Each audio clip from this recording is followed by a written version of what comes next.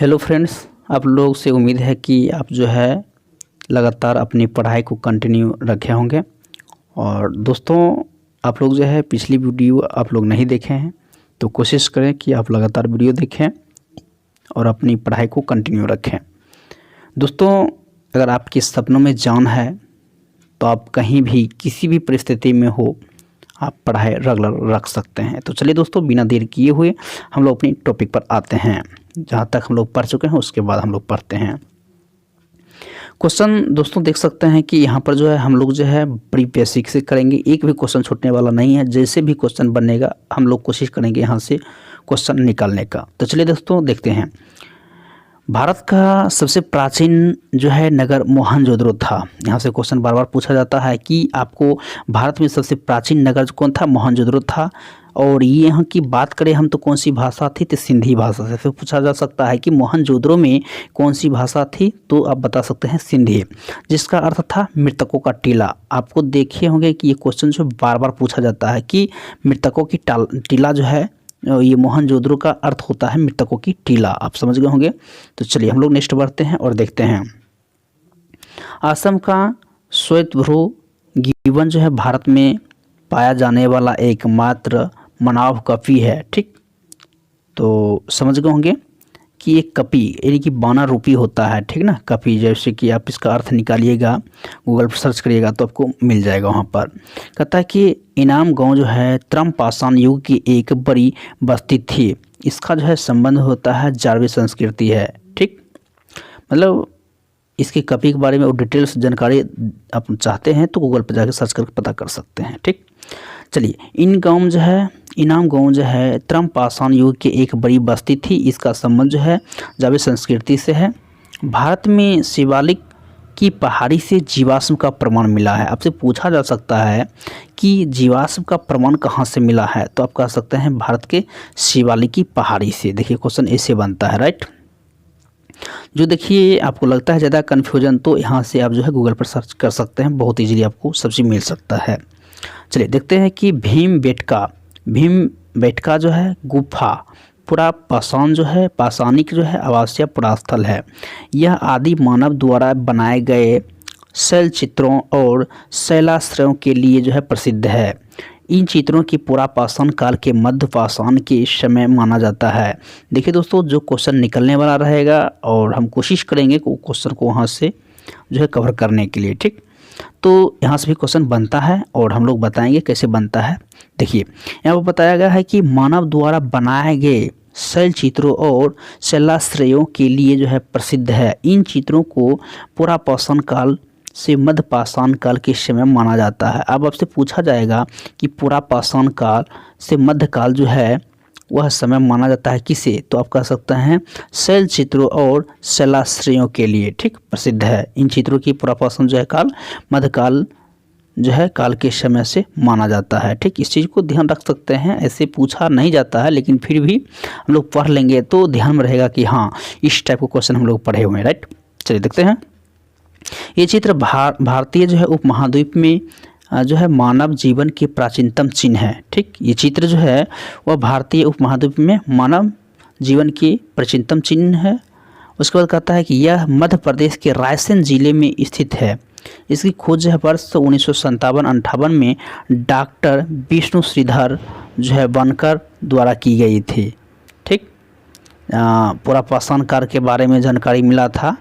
तो लगभग जो है ये 1957-58 में जो है डॉक्टर विष्णु श्रीधर के द्वारा जो है क्या किया गया था, यहाँ पर एक खोज की गई थी, राइट। कहता है भीमबेटका क्षेत्र को भारतीय पुरातत्व सर्वेक्षण भोपाल मंडल ने अगस्त 1990 में राष्ट्रीय महत्व का स्थल घोषित किया था। आपसे पूछा जा सकता है कि बताइए कि राष्ट्रीय महत्व का स्थल घोषित कब किया गया था? तो आप बोल सकते हैं 1990 में भोपाल मंडल ने। ठीक, तो चलिए नेक्स्ट हम लोग देखते हैं और जो रहेगा तो हम लोग कोशिश करेंगे उसको कवर करने के लिए, जो नहीं रहेगा हम लोग पढ़कर सीधा निकल जाएंगे। ठीक, देखिए कहता है कि इसके बाद जो है जुलाई 2003 में यूनेस्को ने इसे विश्व धरोहर स्थल से घोषित किया था। ठीक, कौन? तो भीमबेटका क्षेत्र। उसके बाद हम लोग नेक्स्ट देखते हैं कि भारत में मनुष्य जो है सबसे अधिक जो है प्रमाण नर्मदा घाटी से मिला। आपसे पूछा जा सकता है कि सबसे अधिक जो है मनुष्य संबंधी जो है वह कहाँ से मिला जानकारी, तो आप बोल सकते हैं नर्मदा घाटी से।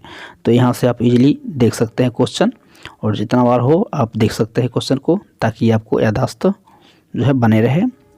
चलिए नेक्स्ट देखते हैं कि भारतीय नागरिक सेवा के अधिकारी जो है रिजले प्रथम व्यक्ति थे।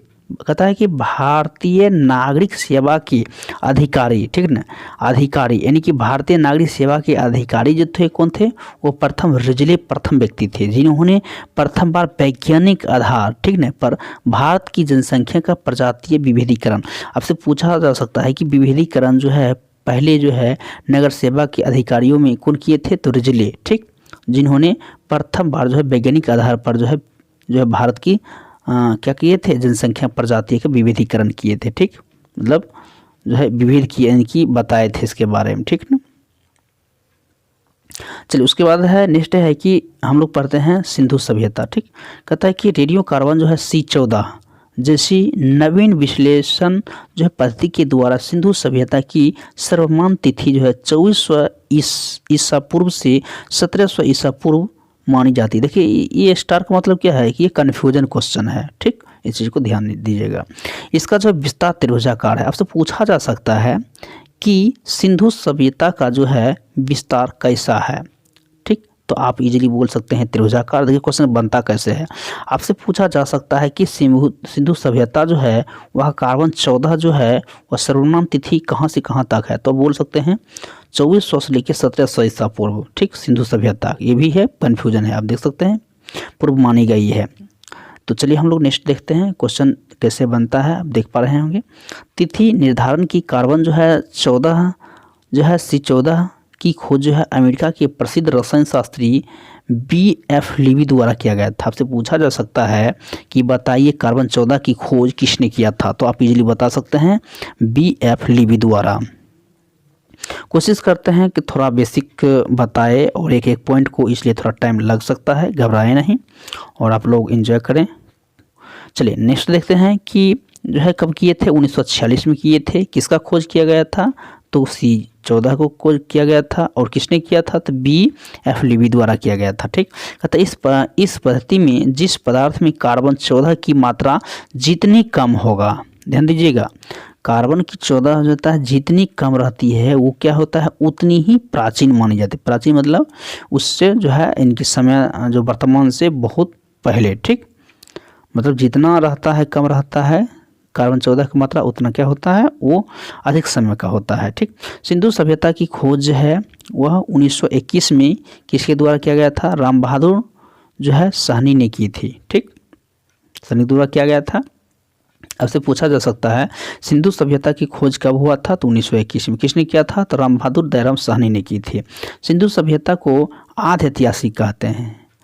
तो पूछा जा सकता है कि सिंधु सभ्यता जो है कैसी ऐतिहासिक है, तो आप बोल सकते हैं कि यहाँ पर कि आधि ऐतिहासिक है, ठीक। चलिए नेक्स्ट देखते हैं। कहता अथवा कौंस, आपसे पूछा जा सकता है कभी कि सिंधु सभ्यता कैसी युग है ना, ऐसा क्वेश्चन आता है। सिंधु सभ्यता जो कैसी युग है, तो आप कह सकते हैं कौंस युग है, ठीक।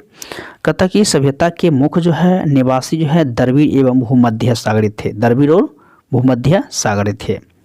उसके बाद है नेक्स्ट है सर जॉन मार्शल, आप नाम सुने होंगे।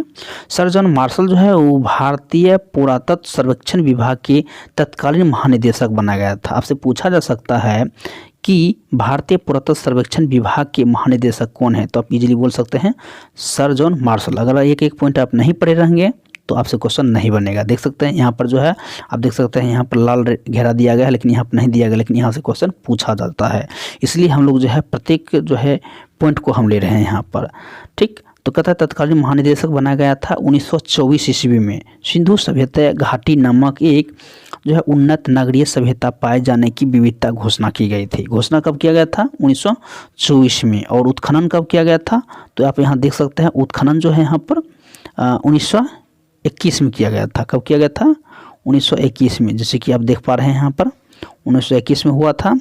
और घोषणा इसका जो है सिंधु घाटी सभ्यता नामक की महानिदेशक द्वारा जो है 1924 में सिंधु घाटी क्या हुआ था, यहाँ पर तक घोषणा किया गया था। उसके बाद नेक्स्ट है कि सिंधु सभ्यता के सर्वाधिक पश्चिमी पूरा स्थल जो है दासक नदी के किनारे स्थित है। ठीक, उसके बाद कहता है सुतकांगेंडोर कहाँ है, बलूचिस्तान में है। पूर्वी पूरा स्थल जो है हिडन नदी के किनारे है। सुतकांगडोर जो है बलूचिस्तान है और पूर्वी पूरा स्थल कहाँ पर है, तो हिडन नदी के किनारे है। ठीक, उसके बाद नेक्स्ट देखते हैं आलमगीर, है ना। आलमगीर अभी कहाँ है, तो आप कह सकते हैं मेरठ उत्तर प्रदेश में है। देख सकते हैं यहाँ पर ब्रैकेट घेरा गया है, आप गौर से देखिएगा। आलमगीर जो है वह मेरठ उत्तर प्रदेश में है। उसके बाद नेक्स्ट देखिए यहाँ पर कॉमा लगा हुआ है। उत्तरी पूरा स्थल जो है चिनाब नदी के तट पर अखनूर के निकट मादा जम्मू कश्मीर, है ना। देखिए उत्तरी पूरा स्थल जो है चिनाब नदी के तट पर अखनूर के निकट। ठीक, उसके बाद कहता है कि मादा कहाँ पर है, मादा कहाँ पर है, जम्मू कश्मीर। और दक्षिण पूरा स्थल जो है वो गोदावरी नदी के तट पर जो है कहाँ पर है, दैमाबाद, है ना। दैमाबाद जिला, दैमाबाद कहाँ पर है, तो जिला अहमदनगर जो है महाराष्ट्र। ठीक, चलिए यहाँ से आप लोग जो है बेसिक से आप बढ़िया से देख लीजिएगा, क्योंकि यहाँ जो है क्वेश्चन पूछा जा सकता है, आपसे पूछा जा सकता है कि आलमगीर कहाँ है, तब बोल सकते हैं मेरठ उत्तर प्रदेश में है। वहीं पूछ सकता है मादा कहाँ है, तो जम्मू कश्मीर बोल सकते हैं।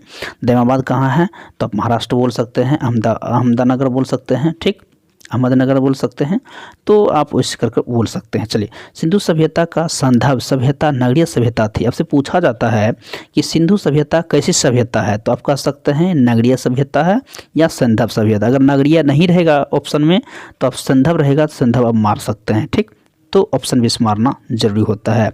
संदर्भ सभ्यता से प्राप्त परिपक्व जो है अवस्था जो है वाले स्थलों की 6 को ही बड़े की संज्ञा दी गई थी। देखिए खोजा गया था बहुत सारे, ठीक ना, लेकिन वो जो है महत्व दिया गया था सबसे बड़े का 6 बड़े नगर की संज्ञा दी गई थी। जैसे कि हो गया मोहनजोदड़ो हो गया, हड़प्पा हो गया, उसके बाद है गनबाड़ी वाला जो है, उसके बाद नेक्स्ट है राखीगढ़ी है, उसके बाद है धोलावीरा है, उसके बाद कालीबंगा है। ठीक, कालीबंगा है, बंगन है। ठीक, इस चीज़ को ध्यान देना है। आपसे पूछा जा सकता है कि यानी कि सिंधु सभ्यता में कितने जो है बड़े स्थलों की नगर की घोषणा किए गए, तो आप बोल सकते हैं 6 नाम बता सकते हैं। मोहनजोदड़ो है, हड़प्पा है, गनबाड़ी वाला है, उसके बाद राखीगढ़ी है, धोलावीरा है और कालीबंगन है। ठीक, इस चीज़ को ध्यान रखिएगा, क्वेश्चन यहाँ से पूछा जाता है। नेक्स्ट है कि धोलावीरा भारत में सिंधु घाटी सभ्यता की पहली साइट है, जिसे यूनेस्को में 2021 में विश्व विरासत स्थल में सूची में शामिल किया गया था। देखिए ये जो है बहुत करंट एक इम्पोर्टेंट जो है टॉपिक है, एक क्वेश्चन है, जैसे कि हम देख पा रहे होंगे यहाँ पर कि 2021 में धोलावीरा भारत में सिंधु सभ्यता की पहली साइट जो है, जिसे यूनेस्को में क्या किया गया था, विरासत स्थल में सूची में शामिल किया गया है। इस चीज़ को ध्यान रखिएगा। चलिए नेक्स्ट है कि स्वतंत्रता प्राप्ति पश्चात हड़प्पा संस्कृति के सर्वाधिक स्थल जो है गुजरात खोजे गए। आपसे पूछा जा सकता है कि सबसे अधिक जो होता है, सबसे अधिक हड़प्पा जो है संस्कृति के सर्वाधिक स्थल जो है कहाँ खोजा गया था, तो गुजरात में। चलिए नोट में हम लोग देखते हैं, नोट है कि सिंधु सभ्यता का सबसे बड़ा स्थल जो है कौन सा है, तो आप बोल सकते हैं मोहनजोदड़ो, जबकि भारत में इससे बड़ा सबसे स्थल जो है राखीगढ़ी है। इससे जो है सबसे बड़ा है राखीगढ़ी है। ठीक, और राखीगढ़ी कहाँ है, तो घाघरा नदी के बगल पर है। ठीक, जो कि हरियाणा के हिसार जिले में स्थित है और इसकी खोज है 1963 में। आपसे पूछा जा सकता है 1963 में किसकी खोज हुआ था, तो राखीगढ़ी के कहाँ है, तो कह सकते हैं यहाँ पर क्या, तो घाघर नदी के किनारे। घाघर नदी कहाँ पर है, तो हरियाणा में। ठीक, सूरजभान ने की थी। आपसे पूछा जा सकता है कि राखीगढ़ी की खोज किसने किया था, तो सूरजभान ने की थी। ठीक, तो यहाँ तक आप इजीली समझ गए होंगे। तो कोशिश करते हैं कि हम लोग नेक्स्ट और आगे बढ़ते हैं और देखते हैं। टॉपिक देख सकते हैं यहाँ पर आ चुका है। नेक्स्ट है कि लोथल और सुतकोदा। ठीक, लोथल सुतकोदा, देखिए बहुत ही इंपॉर्टेंट क्वेश्चन है, भले आपको लगता होगा ऐसा, लेकिन ये क्वेश्चन जो बहुत इंपॉर्टेंट है। लोथल हो गया, सुतकोदा हो गया। चलिए देखते हैं। सिंधु सभ्यता का बंदरगाह था। आपसे पूछा जाएगा सबसे इंपॉर्टेंट में जो है बंदरगाह के रूप में जो है लोथल को देखा जाता है। ठीक, उसके बाद में जो है सुतकोदा। ठीक, ये जो है बंदरगाह जो है, ठीक, सिंधु सभ्यता का बंदरगाह था। उसके बाद कहता है कि यहाँ पर नेक्स्ट है कि जूते हुए खेत और नक्काशीदार जो है ईंटे का प्रयोग का शख्स कहाँ से मिला था, तो कालीबंगान से मिला था, प्राप्त हुआ था। उसके बाद कहता है मोहनजोदड़ो से प्राप्त स्नानागार संभवतः सिंधु सभ्यता है ना की सबसे बड़ी इमारतें हैं। तो मोहनजोदड़ो का स्नानागार क्या है, तो सभ्यता की सबसे बड़ी इमारत है जिसकी मध्य स्थिति जो है स्नाकुंड जो है, स्नाकुंड कभी कभी लंबाई आपको दे देगा, इसलिए आप ध्यानपूर्वक पढ़ें। देखिए 11.88 मीटर लंबा। उसके बाद चौड़ा की बात करें तो 7.01 जो है मीटर चौड़ा है, एवं गहरा की बात करें तो 2.43 जो है मीटर गहरा है। तो इस प्रकार से क्या था, स्नानागार था जिसकी लंबाई चौड़ाई ऊंचाई की बात किया गया है। नेक्स्ट देखिए, आपसे पूछा जा सकता है कि अग्निकुंड लोथल एवं कालीबंगन से प्राप्त हुआ। आपसे पूछा जा सकता है अग्निकुंड जो है कहाँ से, मतलब हवन वन होता था ना, तो वो जो है कहाँ से प्राप्त हुआ था, तो लोथल और कालीबंगा, जो कि आप जानते होंगे कि कालीबंगा जो है वह जोते हुए खेत का जो है वहाँ पर साक्ष्य मिला था। ठीक, चलिए नेक्स्ट हम लोग देखते हैं कि मोहनजोदड़ो से प्राप्त एक सील पर 3 मुख वाले देवता, जिसे हम क्या कहते हैं, पशुपति कहते हैं, नाथ की मूर्ति मिली थी। आपसे पूछा जाएगा कि पशुपति जो है वह 3 मुख वाले जो है देवता पशुपति जो है कहाँ मिला था, तो मोहनजोदड़ो से प्राप्त हुआ था एक सील। सील मतलब क्या होता है, पत्थर का मिला था। ठीक, उसको कहता है उनके चारों ओर जो है हाथी, गेंडा, चीता एवं भैंस विराजमान थे। तो यहाँ तक समझ गए होंगे, इसे अनुमानित लगाया गया, ये सब वहाँ तक जानकारी था। चलिए नेक्स्ट देखते हैं हम लोग कि मोहनजोदड़ो से नर्तकी की एक कांस्य से मूर्ति मिली थी। अब से पूछा जा सकता है कि कांस्य की मूर्ति कहाँ से मिला था, तो मोहनजोदड़ो नर्तकी मतलब नाचती हुई लड़की का चिन्ह था। नेक्स्ट देखते हैं कि हम लोग की हड़प्पा की मोहरों पर सबसे अधिक जो है एक सिंघी पशु का आकलन जो है अंकन मिलता है, और यहाँ से प्राप्त एक आयताकार मोहर में स्त्री के गर्भ से निकलता पौधा दिखाया गया है। देखिए यहाँ हड़प्पा के मोहरों में, मोहरों मतलब क्या, जो कि गेट होता है ना, उस पर जो है एक सिंघी जो है पशु का आकलन किया था, यानी कि पशु का आकलन किया गया है। उसके बाद कहता है कि आयताकार मोहर में स्त्री के गर्भ से निकलता पौधा। तो इससे सब पता चलता है कि यहाँ पर जो है पृथ्वी देवी की भी पूजा हुआ करती थी। ठीक, करता था, होता था वहाँ पर।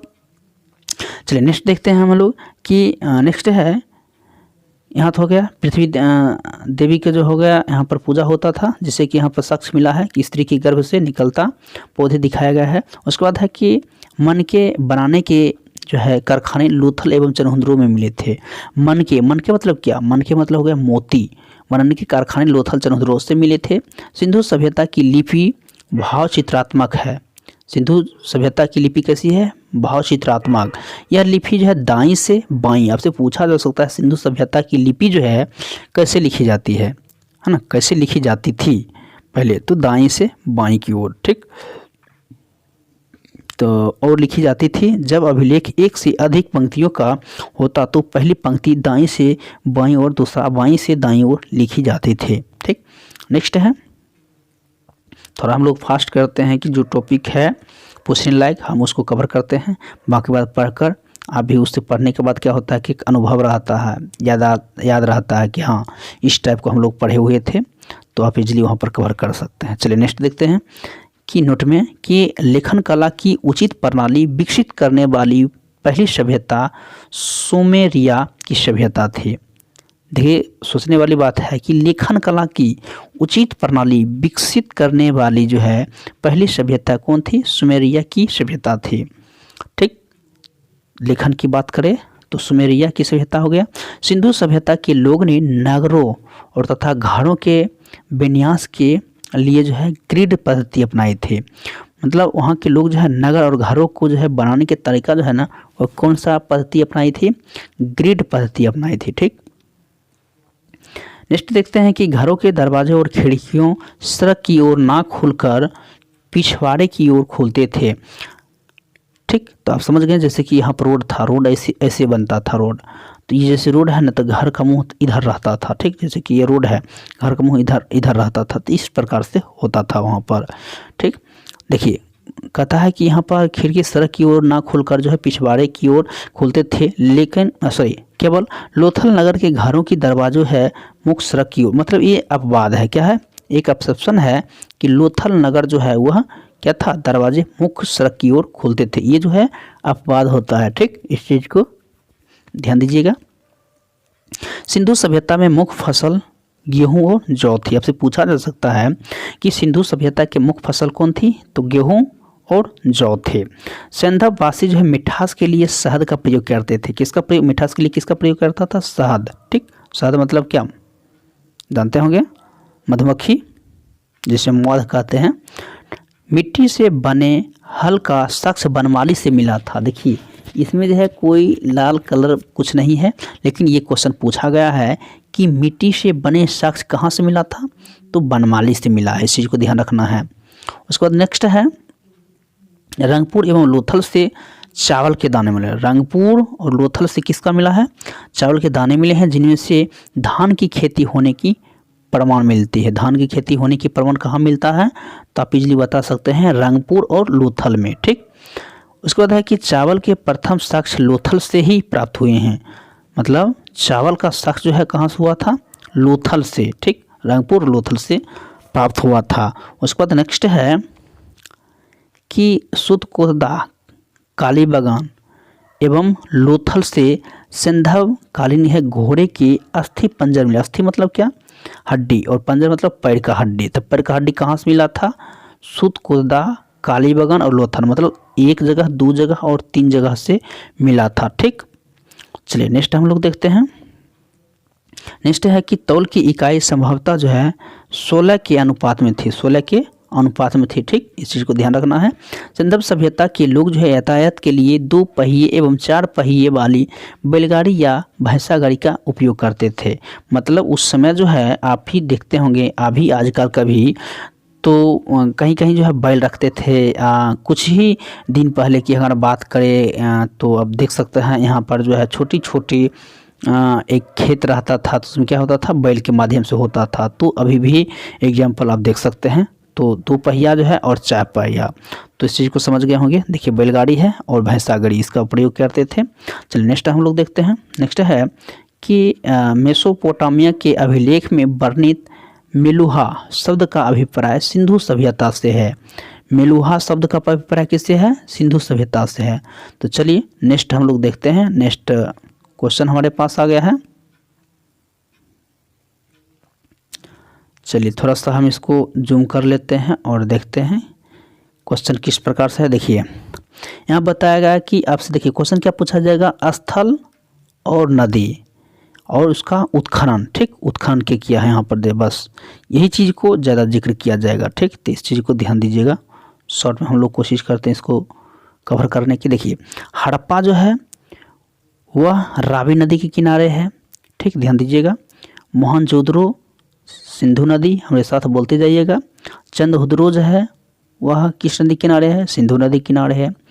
कालीबंगन जो है घाघरा नदी किनारे है। कोट दीजी जो है वह सिंध नदी किनारे है। रंगपुर जो है वह मादर नदी के किनारे है। रोपर जो है वह सतलज नदी किनारे है। लोथल है वो भगवा नदी किनारे है। आलमगीर जो है वो हिंडन नदी किनारे है। सुतकाउन जो है आप देख सकते हैं। सुत कंगेडोर जो है वह जो है दासक है ना, दासक देख सकते हैं यहाँ पर, दासक नदी के किनारे है। बनमाली जो है वह रंगोई नदी के किनारे है, देख सकते हैं रंगोई नदी किनारे है। धौलावीरा जो है आप देख सकते हैं, धौलावीरा जो है वह लूनी नदी के किनारे है। तो इस प्रकार से जो है दिया गया है। और सबसे इम्पोर्टेंट जो क्वेश्चन है आपका वो हड़प्पा है, जो कि रावी नदी पूछा जाता है।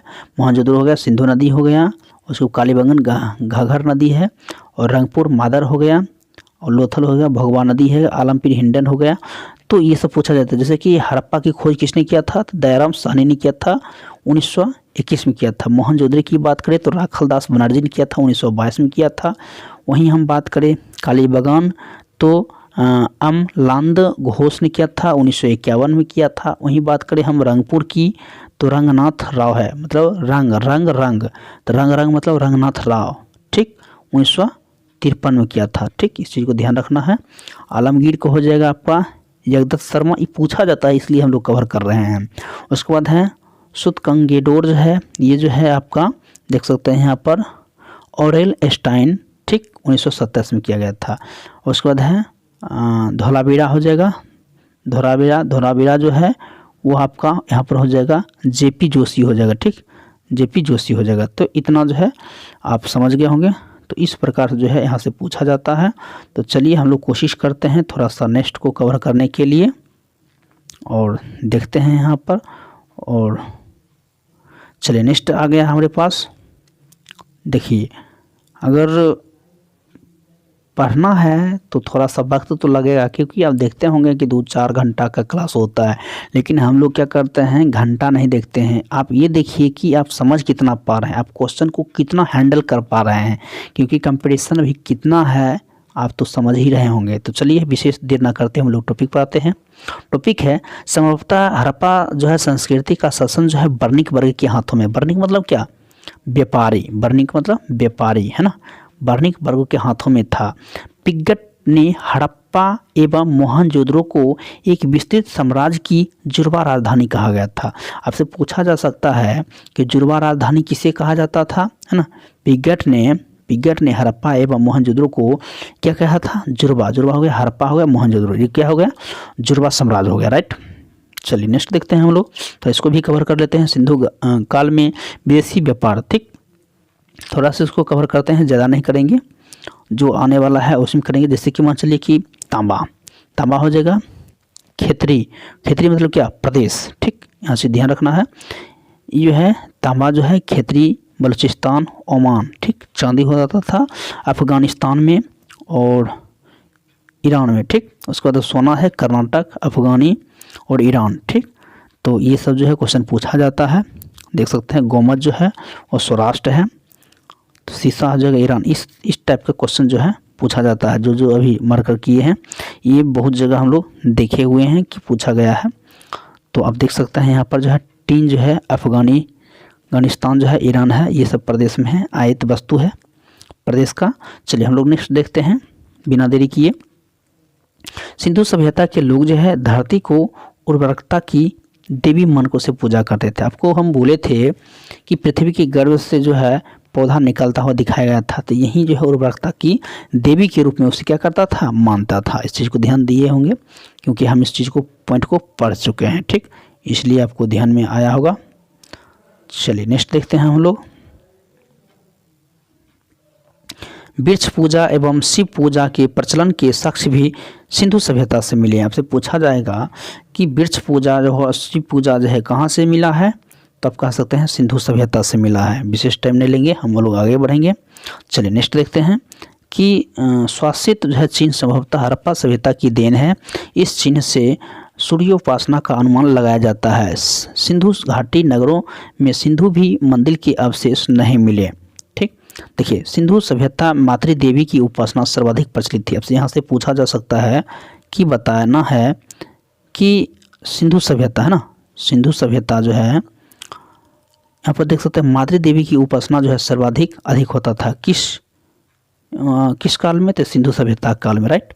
देखिए उसके बाद है कि पशुओं में कुंवर वाला सांड जो है इस सभ्यता के लोगों के लिए विशेष पूजनीय थे। उस स्त्री मृण मूर्तियाँ मिट्टी की मूर्तियाँ कहा जाता है, मिट्टी की मूर्तियाँ को मृण मूर्तियाँ कहा जाता है। अधिक मिलने से ऐसा अनुमान लगाया जाता है कि संदर्भ समाज जो है मातृसत्ता मतलब माता की चलता था, है ना, ठीक। उसके बाद नेक्स्ट है कि सिंधवासी जो है सूती एवं ऊनी वस्त्र का प्रयोग करते थे। सिंधवासी जो है किसकी प्रयोग करता था, सूती और ऊनी वस्त्र का प्रयोग करते थे। मनोरंजन के लिए जो है सिंधवासी जो है मछली पकड़ना, शिकार करना, पशु पक्षियों का पालना, आपस में लड़ना और चौपर और पासा खेलना, ठीक। साधारण पासा कहे तो महाभारत में आपको याद होगा शकुनी ने खेला था, तो पासा समझ गए। तो ये जो है सिंधवासी जो है इस तरह का जो है कार्य करते थे। नेक्स्ट है सिंधु सभ्यता के लोग जो है काले रंग से डिजाइन किए हुए लाल मिट्टी के बर्तन बनाते थे, ठीक।